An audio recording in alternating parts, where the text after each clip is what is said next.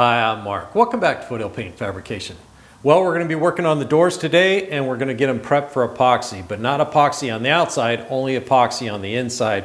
So I want to make sure their interiors are sealed up really nice. So we're going to go ahead and try to spray it, roll it, brush it, whatever it takes to get that sealed up inside there. But before we can get to that, we have to prep the whole thing for it. And we really need to do some work on the doors. Now this lip here is not perfect. It needs to be brought out a little bit so it matches the sheet metal all the way across. We kind of left off on that when I was matching the fenders up to them. And there's some various spots on the doors that just need to be beautified a little bit. Kind of like what we did on the door jambs, where we got them looking really nice before we sprayed the epoxy. So all we have to do later is some filling, sanding, and make them look really nice. So let's go ahead and jump in. We'll take a look at this door, see what it needs, and then we'll take a look at the other door that's basically already done, and I'll show you what I did on that one, and then we'll get to work. All right, we'll start right here. Now this door edge, it's down just a tiny bit. So when I put a straight edge across here, right, you see my chalk lines right here, that's where it starts rolling off. So when it was on the car with the fender, I could not dolly that out. So that's what we're going to be doing today. And we'll just use a straight edge to make sure it matches this sheet metal all the way out. Because when I matched the fenders up to the doors, I matched it to the sheet metal, not just to this edge. So it should line up just fine when we're done. So it's almost zero there. And the bigger it goes out, the more it needs. So that's all I chalked that out for. And the mirror placement, I'm pretty sure I'm going to put the factory remote control mirror in. And I'm kind of leaning towards just running one mirror like they did back in '67. They really don't make a matching mirror for the right side that matches this one. I haven't found one. If you guys know of one, let me know. But I can get that a repop from OPGI. So I'm leaning towards that. So I don't think I'll take any of these holes out. It should match right up there, no problem. So some of the other stuff that we need to do right over here, let's see where it's at. There's a piece of sheet metal sticking out. Oh, here it is. So you can see that's just kind of curled out right there. Both of them have it. I think this was some sort of a lining tab or something when they were putting the skin on, but it's really not doing anything. It's spot welded right there. So I think I'll trim this back and kind of clean that up. We've got some holes here. Now this just had either some sort of putty or something stuck in it at the factory. I really don't like that. So I'm going to go ahead and try to TIG braze this in. I'm not the best at TIG bracing. In fact, I'm not really good at all. I still haven't mastered it. And I think I'm going to TIG braze this spot right here. So that does show when the doors open. So when the doors are open, I want this thing to look just as pretty as when the doors are closed. So the weather strip comes down through here, so we really don't need to worry about any of that. But I do want to get this welded in, get a nice transition, and get that hole filled. So moving around, the rest of it, we took care of pretty much when we were putting the power windows in. There are a crack here and there that we had to weld up, took care of that. So we do need to prep all this, prep inside there. Everything else needs to be prepped. And then over here on this side, not much to do. This is kind of rough, kind of stamp right here. So we're going to smooth this out a little bit. That's right where the door striker goes in on the latch. And I just don't like the way it looks. So we'll clean that up a little bit. And other than that, that's about it as far as what needs to be done. There's a couple little pellet marks here, or BB marks, right there and right there, but they're so tiny, I'm not going to mess with them. We're going to get epoxy over them, and then I'll fill them or whatever later. I'm not going to try to hammer those out. So this door is actually the good door. Let's go ahead and take a look at the poor other door that's just not, it's just beat to crap, but I got it as good as I could, and I had to stop. Okay guys, from here it doesn't look too bad, does it? But if you guys have been watching the channel, you know I worked this door pretty hard. It had multiple slide hammer holes in it. It had got tacoed in real bad. The body shop that did the work before I owned the car, they just pulled it out a little bit and slathered it on body filler. And so they didn't do a lot of sheet metal work. And it was stretched out and beat up. So I've reworked this probably 4 times since you guys last saw it, and every time I do a little bit better, but it's diminishing returns now. Every time I get something close, the whole thing starts oil canning on me. So I've shrunk so much on this thing. You see all those little dots. I don't know if you guys can make them out, but I've shrunk so much on this thing trying to get that sheet metal to gather back up, and now it's just, I just need to stop. Now the lip here is out where it belongs, but it does have a dip right here. So this whole area is going to get skim coated and blocked out. That's all I have to do. I mean, I should have put a new skin on the thing, but I didn't, and this is where we're at. And just like last week when I was talking to you guys, do your best and then let body filler smooth it out for you, and that's what we're going to do here. It's going to be thicker than I want in a few spots, but every time I raise those spots up, it opens a can of worms and I have to backtrack a little bit. So I'm not happy about it, but you know, it is what it is. So we got to move forward. Other than that, the door's in great shape, except for that one real bad spot right there, but we'll have to fix it later. All right guys, you can see where the factory brazing is, where they braze this piece to the outer skin.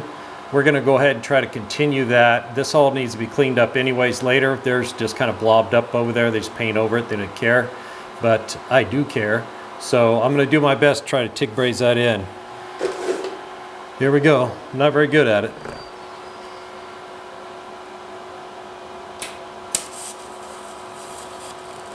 Whoa.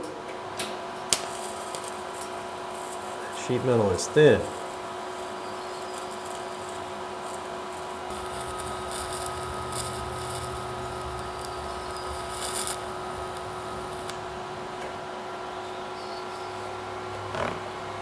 All right, I'm gonna let that cool off a little bit, then we'll get that spot right there.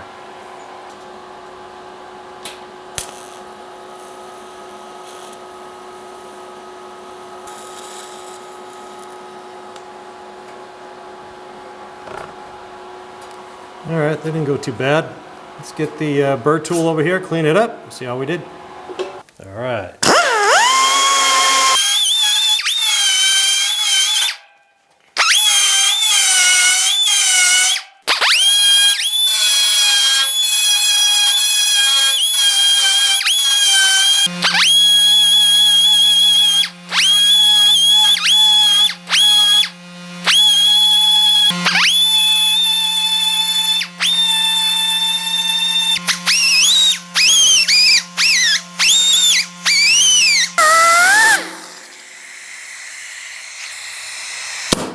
All right, that came out pretty nice. Got to use a lot more brazing rod than somebody that knows what they're doing, but grind it all down, came out pretty good. All right, that worked out pretty nice. Let's go ahead and get this thing cut off. I look back behind here, I don't see any holes, so I'm going to try to cut that off right there, and then we'll just sand it nice and smooth.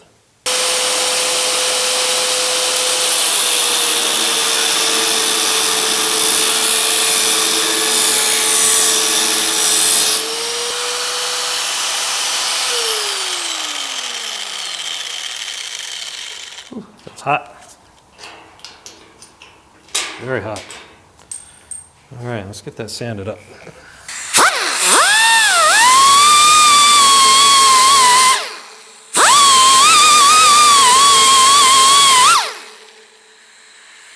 Yeah, much better. All right, it's the little things that add up. Make this thing look really nice. All right, let's get this lip worked up. You guys can see, I don't know if you can see right through there, there's a little tiny gap. All I'm going to do to fix it, we're going to take a dolly and we're just going to bump. Now there's only about that much of the lip that we can actually affect because it comes in and it pinch welds right along here, so they fold it over. So we're going to go ahead and bump it the best we can. And these chalk marks on here, the farther it goes out, the bigger it needs to be. So I'll do a little bit lighter over here.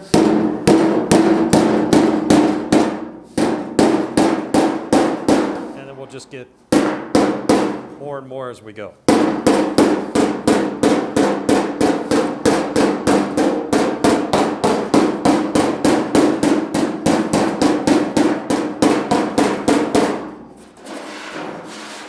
And I'll just go through, keep checking it, keep tapping on it, and we'll get this knocked out. So I'm going to go ahead and hit it real hard. I'll bring you back when it's done. Okay, you guys can tell, but it's looking really good right through here. Pretty happy about that. So once I got it knocked up a little bit and confirmed it with a straight edge, I just took a big old flat file and just kind of ran it across here. And wherever it wasn't hitting, I just tapped up a little bit more and fine-tuned it, but we're looking really good now, so let's move on. All All right, we got that all worked out really nice. And before I flip it over to do the hard side, I took my extra long DuraBlock with some 240 on it, kind of blocked out the whole area looking for high and low spots. That's one of those BB marks. That's another one of those BB marks. It looks like it's really deep. They're not very deep at all.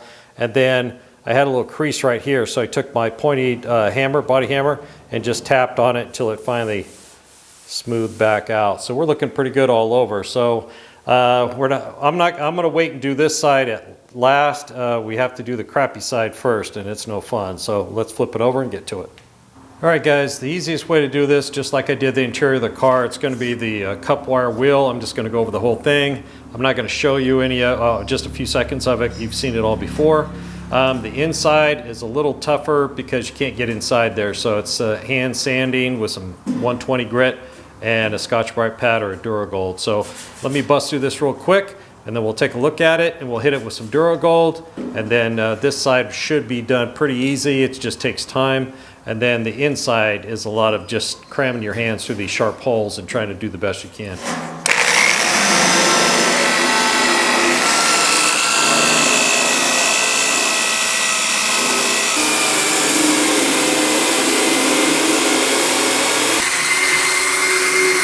All right, guys.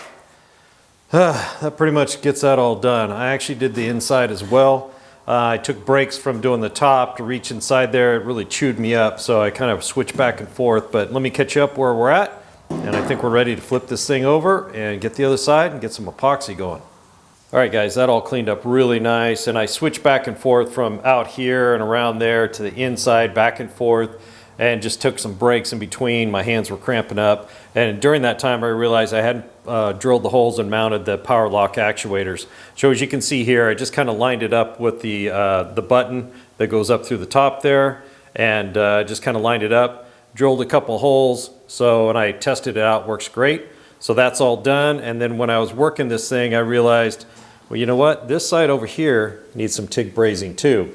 So what I did was I kind of brazed that in and got it cleaned up, because this does show. And then once we get epoxy and everything, we can do some filling in here and make that look really nice. Weather strip runs down through here, so it doesn't matter. And then of course I had to get the other door out and do the same thing, but we're looking really good. So let's get this thing flipped over, get the other side prepped, and then we can start figuring out what the game plan is going to be to try to get the inside, both sides, epoxied up inside there. All right, let's get after it. I'm going to be using the surface conditioning tool with some 240 on it.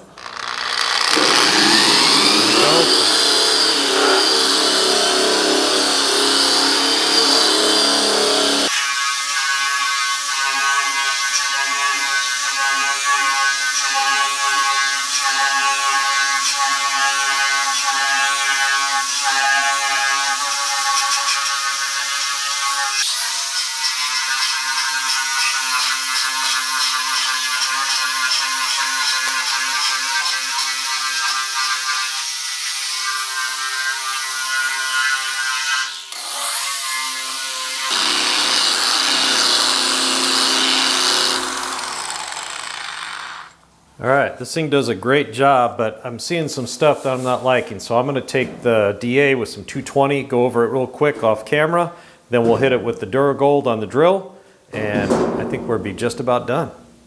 All right, got the DA after it with some 220, hit some spots I really didn't like, went over the whole thing, and then hit it with Duragold, so it's looking really good. The metal prep is done. So let's flip this thing over and try to figure out how we're going to seal the inside. It may be overkill, but I want to try the best I can. All right, guys, I don't know how much you can see up in there. We still have to clean it, vacuum it out, blow it out, but it is a tight squeeze, and I just don't think I can get the spray gun in here and do any good at all. We're going to try if we can, but I think we're going to end up rolling and brushing most of this. The hardest part is going to get this part right here, I think. So let's go over to the bench. We'll take a look at what we're going to be using and the tools we're going to try to make this happen with. All right, so this is the epoxy we're going to be using for the interior here. Now, one of my subscribers recommended this to me, and I really appreciate it. You guys got ideas? I don't know everything. If you guys are using something or have an idea, drop me a comment, send me an email. I really appreciate it. I always look into it. So I picked this Speedy Coat Up epoxy. From what I can tell, it's not as high a build as the other stuff I'm using, but it's very affordable. I don't know, it's at least half or more than what I'm paying for the other epoxy. So it's going to do a good job. It is a true epoxy. It feels like it's a little thinner than the stuff I use, which is going to be perfect for a sealer application. It's a 4-to-1 mix, so I actually got this off Amazon, so you guys may want to look it up. All right, so the plan is possibly using chip brushes and this little roller with the kind of a cloth. I was thinking, well, foam might work, but the epoxy may eat it. So I went with a little short nap roller and see what we can get done. I'd really like to spray, but I don't know what we can spray. So I'm thinking I'm gonna probably try to maybe brush and roll first, and then if we need to, try to get a gun up inside there somehow and do some spraying. So let me get the thing cleaned up, get everything ready, and figure out how I'm gonna keep my arm from getting epoxy all over it as I jam it down inside there. All right guys, let's take a look inside before we get started. It's the best I can do. My arms are cut up pretty good already trying to get this thing clean. But we'll see how it looks when we're all done. Okay guys, I got about 8 ounces mixed up. I don't know how long this is gonna take, so it's probably smaller batches is a smart way to go.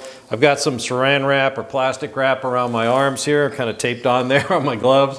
Hopefully that works. And I've got the door up vertical so I can kind of see. So I wanna do both ends here and try to work what I can vertically, and then try to do the inside, the back side of the inside right here, I guess. So while it's kind of standing up, and then we're going to try to lay it down and maybe roll this. I'm not sure how this is going to go. I'm probably only going to film a few seconds of it because it's just going to be chaos with me jamming my arm in there. So let's just get started and see what happens.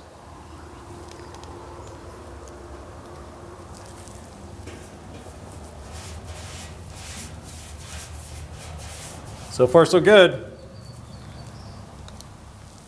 I'm already making a mess in here though. All right, I'll bring you guys back for an update and we'll check how the progress is going. All right, it's not going terrible.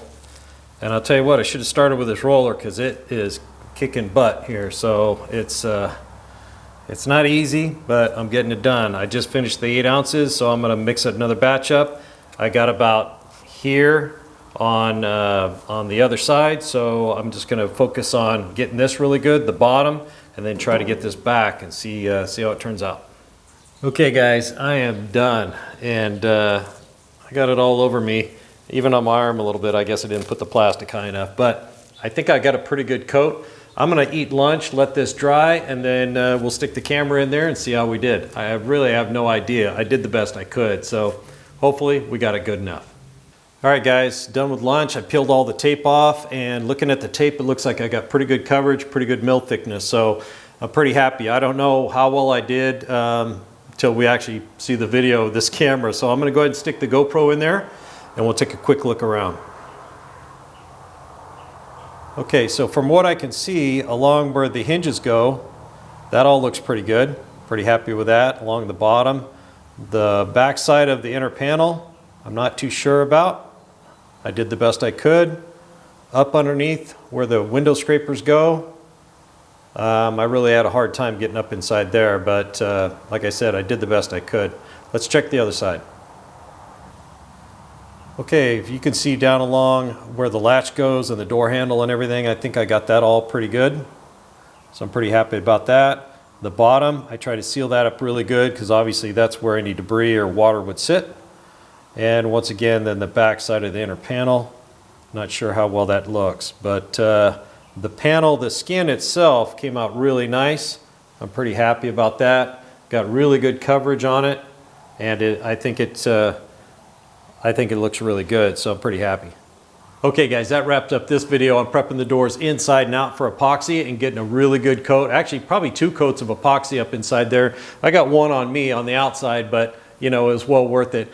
Now I realize this is probably over the top for a lot of people, but you know, this is a once in a lifetime chance for me, And you know, a couple of hours and a little bit of material, I think it's well worth it. The insides will be protected and I don't have to worry about them. So, you know, when we get to it later, you know, I don't have to worry about there's rust on the inside or any of that. So it's going to be good for, I don't know, 100 years. So that'll be nice. Now the outside is still going to get epoxy. It'll get the other epoxy, the high build epoxy. When we get the fenders ready, then we'll spray them all at the same time. But we're getting close to getting everything in epoxy, which really makes me happy because the weather's starting to change and I don't want to risk going any longer without epoxy on all of Ruby sheet metal.